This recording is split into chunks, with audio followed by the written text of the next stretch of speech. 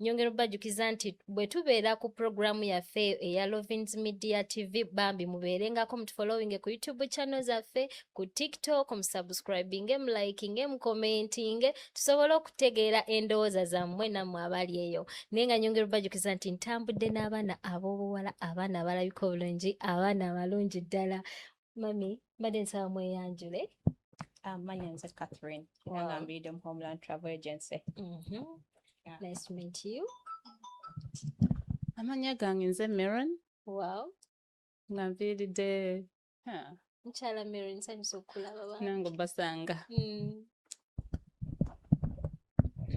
Amanya gange nze Baby.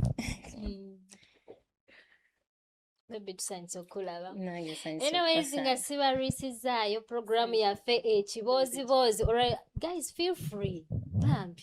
Mufiringe free, feel at home, wano Homeland, ebyaffe biba birungi. Ate nga nyongera bajukiza tuli ku Lovins Media, temukyerabira. Programu oba omulamwa gwa leero ogw'ekiboozibozi kyaffe, we are going to discuss about relationships.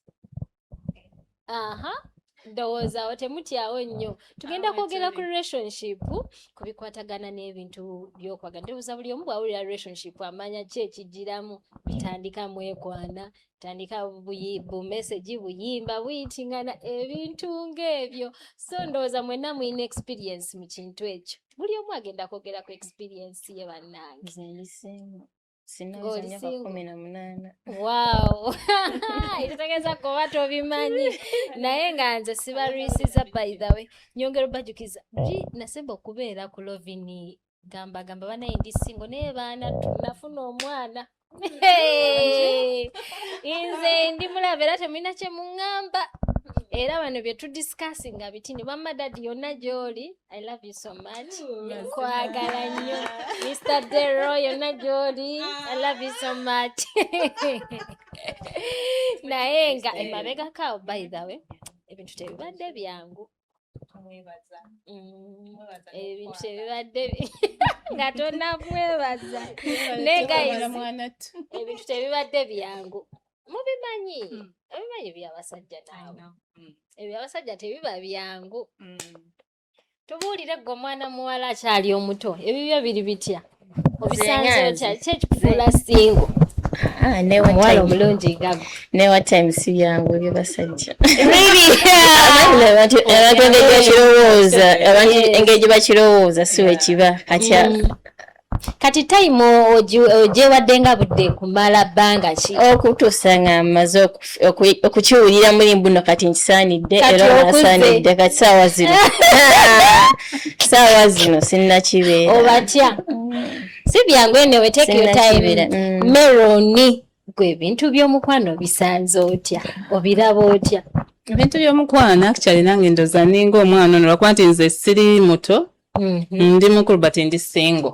Really? Yeah, but by choice. But era still osobola okumanya nti kati ekyanfuula single mbeera ekyanfuula single sinti siyagalangako.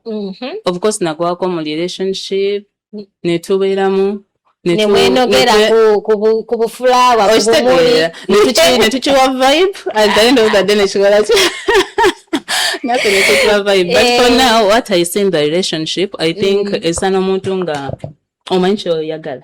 Yes. You understand? Bw'omanya okumanya kyoyagala and the patience to grow it. Yeah. So that kituuka w'okyagalira n'okisuubira okubeera. Yeah. Naye nga olaba mbabuulire. Bino ebintu oba byetaaga mu bugumiikiriza. Yes. Naye nze mbabuulire. Nze kambabuulire ebyange nze ku sayidi yange.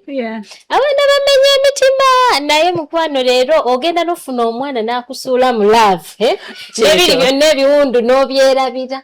Ate girls kambabuulireyo kino. Gwe bw'oba ofunye omuntu ng'akwagala. Weerabire ebiri ebyemabega. Enjoy the moment, right? Yes, enjoy the moment because ogenda tuusa ekisera ng'omunyigiriza because oyina bye wayitamu because oyina ebizibu ebikunyire. Obikwarira from the past, I know better present. You know? Kati bireke eyo. Ndabyeko stories mwero genda kulaba omuntu nga afunye omwana. Abadde mu heartbreaks eziwera. Nyama n'afuna waba musajja n'afuna omukyala. Ate n'osanga nga alese bebamukola obanga maybe nataka okulaba ono omuntu omupya gwafunye abantu kamuko omukoze agamba comparing ko yo mukade, which is not really good because at the end of the day ogenda kulaba ono new creature gwosanze si kye kitonde kyobadde nakyo previously, so kitegeeza olina okuwa chance ono omuntu. So our patience wekolera, you have to apply patience n'osooka omanya omuntu ono gw'oli naye. You understand? Yes. A lot of people in the relationships, if we speak about relationships, ogenda kulaba people have lost good relationships because we're comparing our current girlfriends with the previous ones. Ahanga bane yo fear yo. Aroza ono katinga tankubide simu zine sawa aliwa akolenga biri because single mother. Ale single mother sibakubye naye ba single mother banafe mbabulire nange ndi single mother lwako kati nafunye omuntu neera ni single mother so sibakubye nnyo. By the way, big up to all single mothers out there. Omulimu gwe mukola gw'amaanyi, especially abaana abali mu biyumba sisobola beerabira bakadama because beewaayo nnyo abo abaana ne bakolerera abaana baabwe ne babasomesa naye nga basingle mother kano akandeetedde obbakoonako keekano mwerabira ebyemabega atandisa okulwayo nga taata kibiringe atandisa okulwayo ono omusajja ajja kunda bambi obukambwe mukendeeze tusobola okufuna ababeezi abatusiimulako ery'ennaku because love is beautiful. Yes, love is beautiful. Katoya nga bogamba kyali mwana mutoto nafuna muntu nyaye osafuna omuntu nga najja mu bulambo nga twana nakoza na myaka 18 omwana chance. It's just meeting the right person at the right time. Normally nze wetwa twogera n'abawala banaffe nga mwogera. Yes, it's not good to rush for relationship. yes. Do not rush. Wala omuntu aba yakava mu heartbreak 1 month ayingira relationship empya. Obogenze yabeera n'ensonga ze. Yabeera n'ensonga zo kitegeera. Tobanenya bange kubanga nze mbadde akana kufiringa. Oba tunafiringa naye beera oyagala okijjeewo kiri eri nti bakumenya omutima.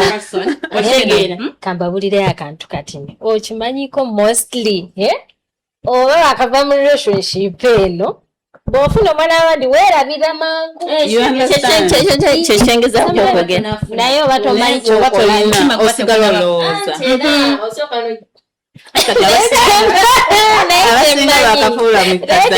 kyemmanyi ekituufu kyo kyemmanyi omuntu oyo ebiseera ebisinga gwe waaka falling in love with oba tomwagala. That's what I'm saying. But oba tonnaba kuhiringa oba ogenda mwaga maybe because kati ngafe abakazi nti ofunye guy maybe ayina ku ssente kati akusharinga ssente maybe ex byali takola. I'm just saying bwe shopping obuntu obutonotono upkeep akwadde rent maybe akukyusiza room flat gyobadde osoma kutadde munungi awo notandika ogamba kamwagale because of what he's offering naye oba tomwagala real love oba tomwagala kati bino ebintu bino betwogeddeko mwe process nti noba tomwagala labayo mwe process nti noba tomwagala era relationship wegira kweyongereza okwo abantu bagwa mu relationship nga tebagala abantu newesanga nga tomwagalidde ddala bina ebintu tosobola natunula ya side emu relationship abagwa mu relationship tosobola natunula ya side emu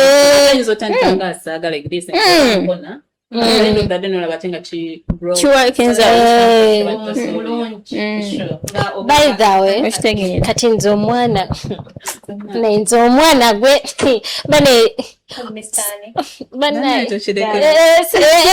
nze mwetira jao naye nga just no bambi yonna gy'oli okola kyamaanyi ddaba bwenyiridde obwengeze kati yangamba last time nga zokola ti baby kati omyuse nengamba actually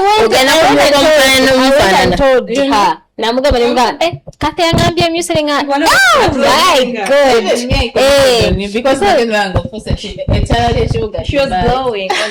gwe lava ogimanyi.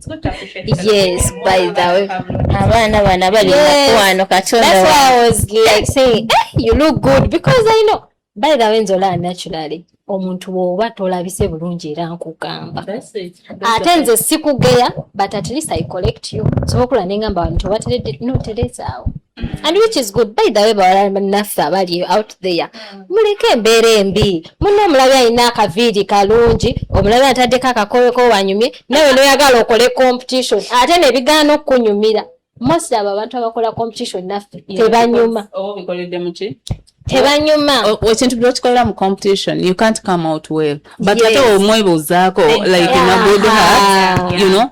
Yeah, no mgamba, what do you do? You know, give me your nails club, in a positive, you know, energy. It comes out well. I don't know saying an show but with negative energy, you want to, you know, like to compete. But a church national genda kusanga those kind of people bali moyo category jogamba competing. Baba tebeyagala. Have you seen women who are bitter? Bakwogerako nakudiginga and you're like ofa chikatusasira omusajja gwaba ali mukudatinga nani yera bana olega katusasira omusajja you just wonder nafa tusaseko abasajja basajja baffe but dating because if you're a bitter person by the international chibira kubanga toina self love mchala inabo batoina self love nga teweyagala you cannot love another man you can't love katula handinga go boli mukwano because you love yourself. You healed from all the past that you're going through and everything. Katomwana wabandi boyajja. Yakusaga you're ready. Toli mukunonya ntoli up and down. Unazi relationship up and down. That's why you can stand in the camera and you appreciate him. I respect you. Yes. Let me cut you short. Mukwana ontera bidomuboza ku relationship.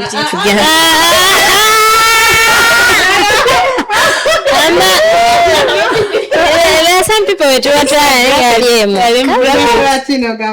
soko jeyo tukube mpeta kati tubitegeere ono mwana abandi mulungi tala lya Homeland Travel Agency yes nenga guys nga sineerabira kansoke nkubeko ku bulango bwa bakama bange bambi nga nyongera bajukiza nti nsinziridde wano ku Homeland Travel Agency. Homeland Travel Agency nga ye company y'abana Uganda ekyasinze okutwala abaana nge bajja Uganda ebaleeta mu nsi ez'enjawulo. By the way, travel agency ekwasaganya bulungi ku nsonga za outpass, ku tiketi, oyagala kudda waka ebikukwasizaako bulungi. N'oba waliwo obuzibu bwonna obutuuseewo, Homeland Travel Agency ekola follow up ku buli kintu kyonna, era ku visa ez'emyaka 2 mwagala ez'aba newborn, mwagala visit visas, byonna ebikolako. Ate era nga tuyina ne airport pickup ebakima ku kisaawe ne mujja tulina ne rooms bannange bakyala bannange waliwo Queen's Rest Point bannange ogenda mu eri room ne weera kanogamba oh my god really this one is Queen's Rest Point you know when the queen is resting you know so guys you know Sage.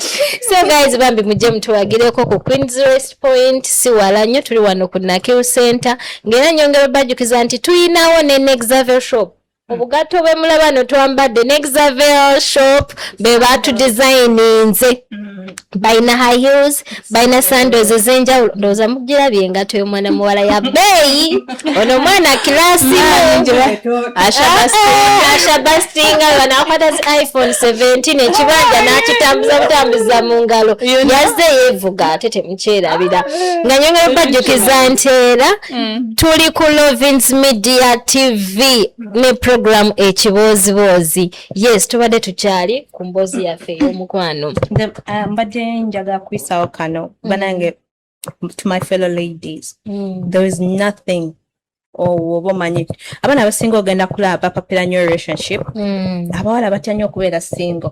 Yes, wena gamba sawa kubeera single ayina okuba n'abasajja 10 nga bonna ati sibamufuula busy naye ng'ogenda kulaba all that forward. Naye bw'okera ku makyano osooka ne weeyagala. Love yourself. You love yourself. Kirungi kyonna ky'oyagala kyewanditabya omusajja n'osooka n'okyetuusaako. Yeah, n'okyetuusaako. Kyonna ky'oyagala n'okyetuusaako. Omusajja agenda kujja. Bw'oba omusiimye aba bonus noga katono kamwagala engayo. Kati eyo true love gy'ogamba nti mwagadde kuva ontoyo oba kuntoyo y'omutima kyokka ate era oyinza okulwawo ate n'otomera something kyotategedde era omuntu agenda okujja ono olina okulaba azena intentions ki kubanga omukyala nabo ebyana bikebezi bane mukama bataata ne munansonyiwa bayita ebyana bambi ne bambi mutukebera nnyo lwaki mukebera mulekerawo tukebera no closing kati no waliwo n'oli akugamba police ey'abakebezi mumanyize kyenkola anti ze misengo kanyenza abakebezi kyenkola You come, inbox me. I say hi, and I stop. I don't even text you again to see do you have responsibility? So that's even not solo business. Like you trust Ne by the way nga tudde mu kyabasajja. How comes you come in my inbox you say hi? Omusajja abeerawo omusajja just ali serious era ajja kusigala ngalemerako akola kya tolina nakyo kyosaba nange ekintu kyokola kyokka by the way naye omanyi mu relationship y'omusajja bannaye akwagala okimanyi ebintu biba byokola byokka.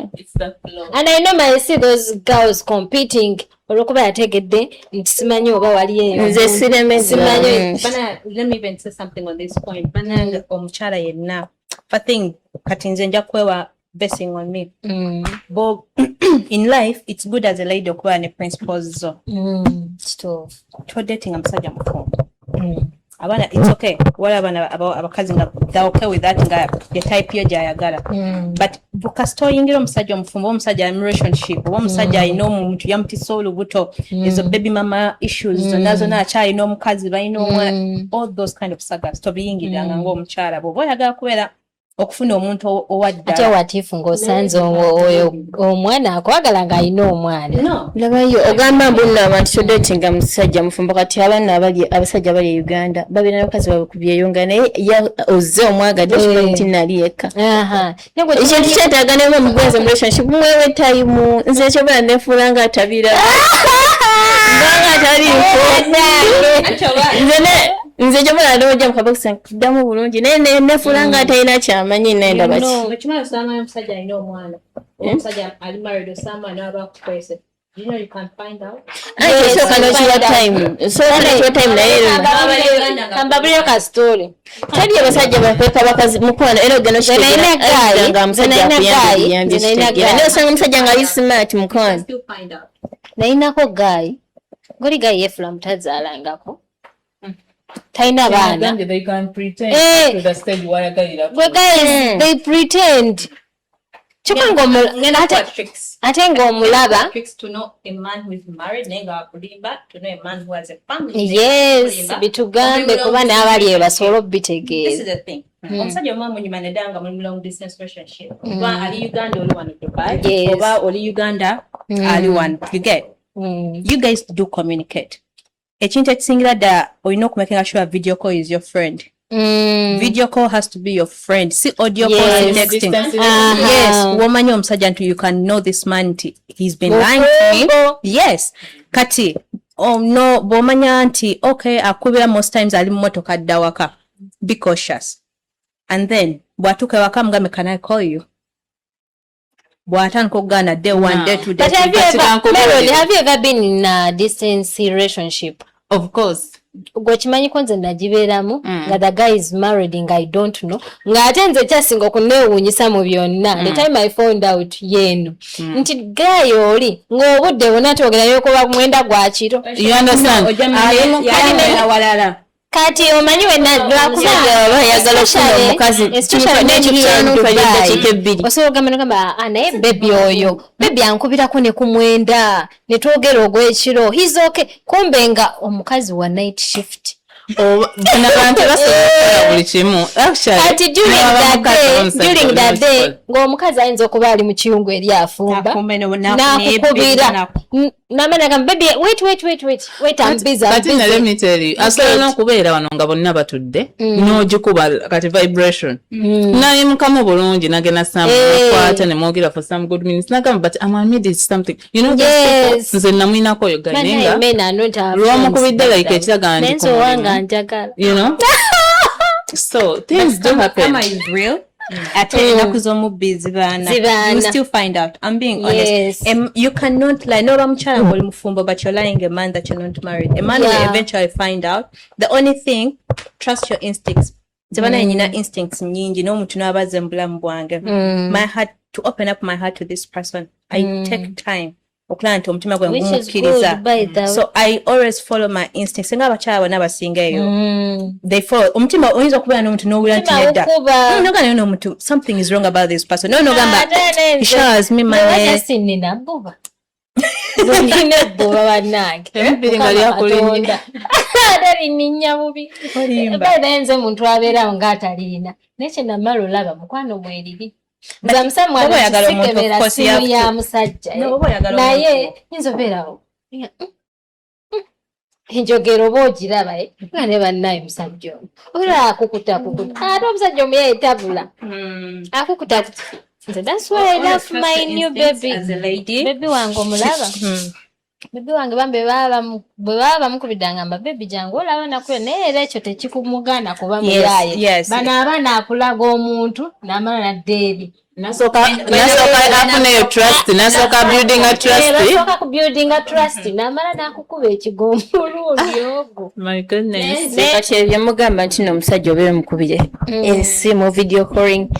Sasira omuntu ali Uganda kati buli omu siwati bwali nti nze nja kubeera ku mirimu nga nkola ali Uganda oli Uganda oli mukazi oyagala omusajja osakira omusajja atali married okitegera of course ojja mufuna kubeera omusajja tagera kubeera naba otajja musanga na lubuto tojja namusanga kikibukyuseko ku mubiri okitegera kati mu process emu ekosi nti nno oli mu kusakinga musajja ojja mubwako ojja mufuna omusajja ali smart nga amanyi kyayagala oneyo kuba kuzaalamu kuwanga ajja kuzaalamu kubanga gojja kanya kuba video call kuba naye akola tajja kubeerawo nti n'emirimu mbuku olwokuba yakwagala ajja kubeerawo ku simu zo okitegera byakugumiikiriza Tabimanyi.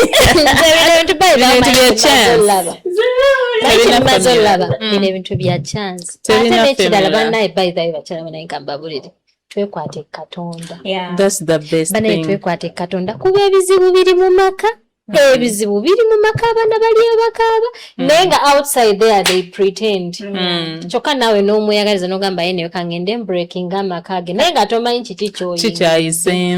Naye ate era kano nako kankayiseewo banaye kambabuulire ate si buli mufumbo nti by the way nti relationship yaabwe abantu beeyagala ng'okimanyiko nti there are some people nga bafumbo naye ng'obufumbo bwabwe bwaggwawo dda myaka ng'esatu emabega fe babala batufuluma mu mulyango bagamba abo abantu bafumbo okitegeera naye nga abantu abo baayawukana dda kati ogenda okulaba nga bano ono afunye omubezi n'oli afunye omubezi batandika yayonoonya obufumbo bwa gundi naye ng'abantu abo bulijjo tebakola ki I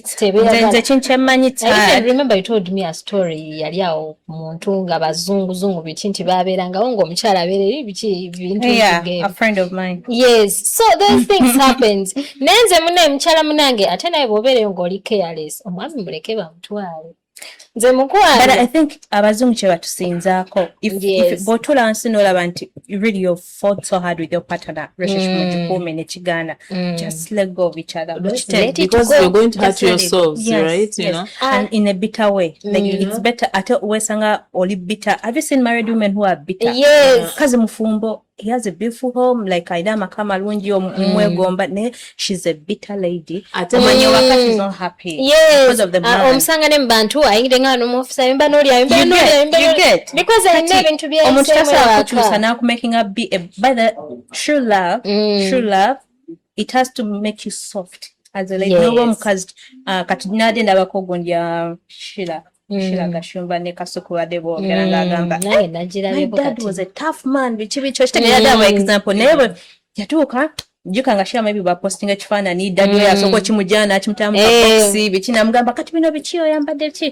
but yatuuka akasanga atachala atata amusinika gonu kumbe there is someone making him busy alamsudde mu kwan tinamfola soft the man is soft you understand so love is supposed to make you soft not like want a man by the way love yomugiraba nze ebintu bya love munayinza olusi bineewuunyisa because banebo falling in love tusekisanga n'obuyimba bukunyumira naye waleka oli mwati break wallahi waliwo tusekisera ng'onyiiganyiiga n'osanga abeekutte ku mukono ng'owulira obusungu you know niwe nenze kamba buleko anti kati kamba we experience nti nina kuba kati saa zino ndi mu love zensobola okifiiringa ate baneyo okubeera mu love nga nto naye guys bobeera mu kalavu oba ka wiiki emu nyumirwa bekavaamu let it go find someone else. Era batandike bebuze ye ate kati Queen tubadde tumumanyire gundi ate oyo yayingiddewo ddi bawe ebibuuzo okitegeera naye kati nze nganze omuntu ali mu laavu nsobola obbagamba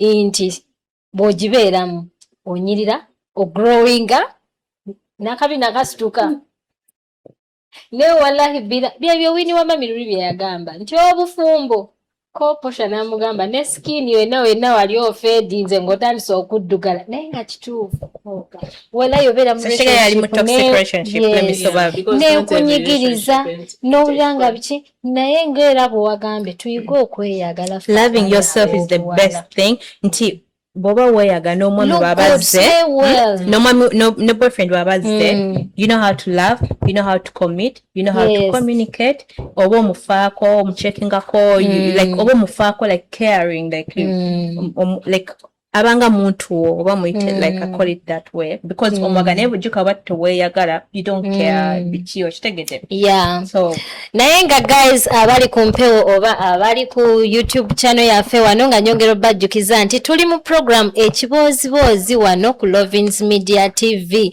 ngero lunaku lwa leero twasazeewo twogere ku nsonga za relationships naye nga tuli mu concluding oba nga tukola enteekateeka emala oba mbadde nyina akantu akalala kenjagala okwogerako bitini nnyo ku baana ab'obuwala nga mbawabulamu by the way abaana ab'obuwala ng'oli eyo ng'olina omubeezi mukwate bulungi bw'oba olina chance for sure kambabulire you guys bw'oba ofuna chance ng'olabira ddala omusajja munno naawe gw'alina nga at least he tries. No one is perfect naye mulimu omusajja gulaba mbi ng'agezaako 50% ng'ate ye omuwala ali birala ng'ate gw'olaba relationship yo gye wali obaddeko emabegako awo nga yo teyatuukako naawo katundu abaana bali mu relationship nga wallahi obufumbo bwe yasookeramu nga teyafunako wadde zaakameeza nga ne pampa z'omwana ozifuna lwalutalo n'osanga omwana ow'obuwala ng'omwami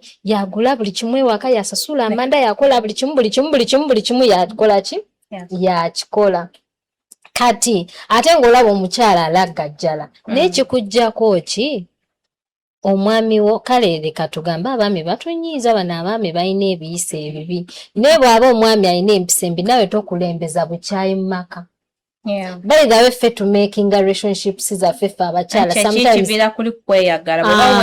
oba weeyagala na buli kimu maka kigenda beera n'emirembe ewaka tuyiga okwewa emirembe because omwami bw'aba akomyewo totandika ate mutandikiza mubiri bizibu wategedde akiitinze yes but sometimes we need also to find out kiki ekyamuleetedde okugenda bano abasajja baffe tebakuta but some reasons zibaawo sometimes waliwo ekintu obukyafu nsonga nkulu nnyo ku baana ab'obuwala oli yenna nambera omugundi nokutuuka kitinga tukyajja kati emalirize wano ngenda omusajja wa kitinga abakazi muna ekibakuulako abakazi kibakuula kati yaho omukazi alina kukola ki omukazi alina kukola ki omusajja atakiitinga ogenda mujjawa era nze I condemn cheating but do you know there are some men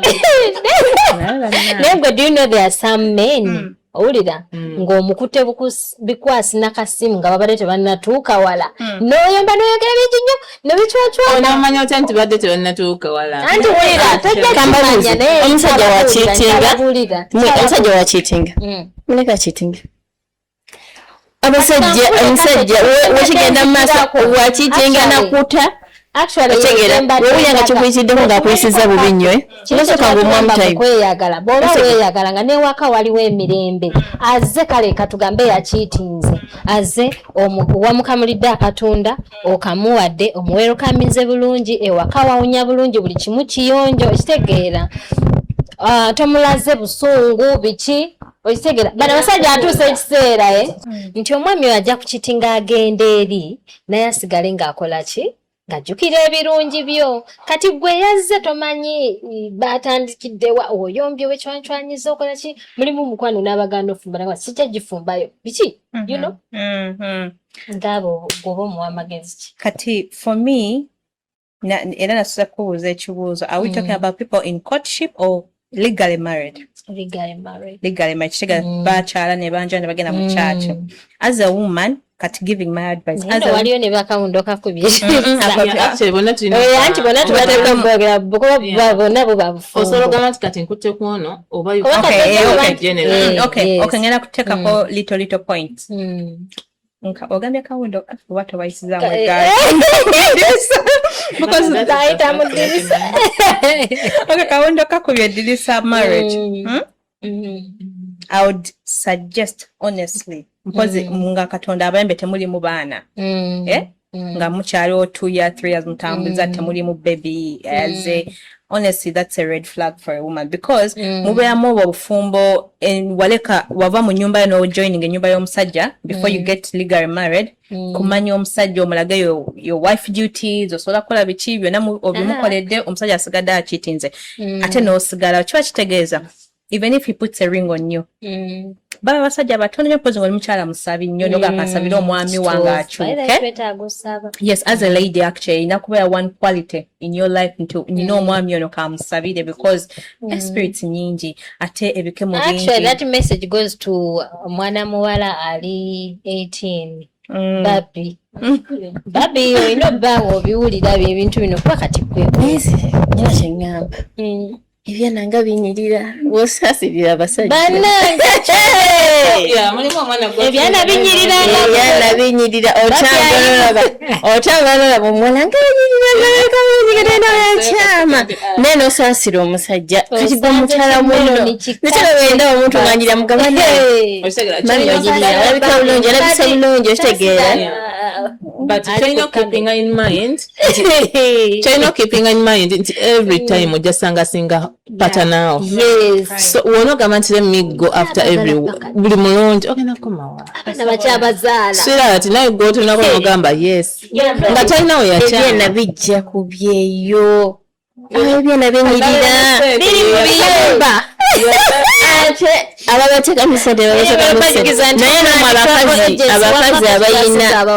abakazi mufe ku basajja bammwe kubanga woba oyina musajja wo ng'omwagala ng'olaba omuyina mu future oyina omufaako kubanga akasente oko wagenda kasasanya muyinza okuviiramu awo okitegeera omanya buna akasente ka family oba oyina okuba musajja yatafa ku mwami twala butwazi tukoleki twala butwazi because basajja bangi bali mu mfumbo nga bakyala tebamanyi gold gwe bali naye ate n'omwami yewe osanga neighbor nga amuyina bambi twala butwazi alhamdulillah akapati ako nkaga ate nakubuuza oli ekibuuzo because abakazi bababuuliridde nnyo actually abawala every eye is on the girls but men are left behind tewali ababuulira what to do kati nasaba abawala nga mubuulirire but ye nga byakola ate you know bisanira biri awo so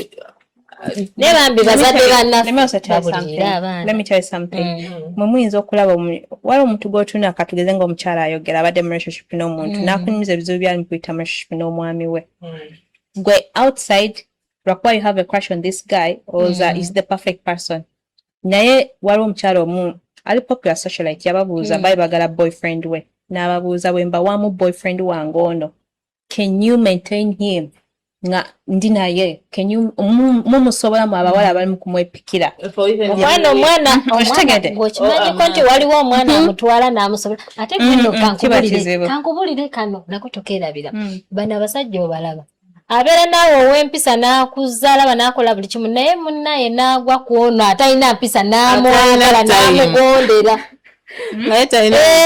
bano abasajja baffe munnaye tebamanyi kye baagala musango n'atafumba takola kinaye nga yeekwasira gwe n'onyiga have ever been in that relationship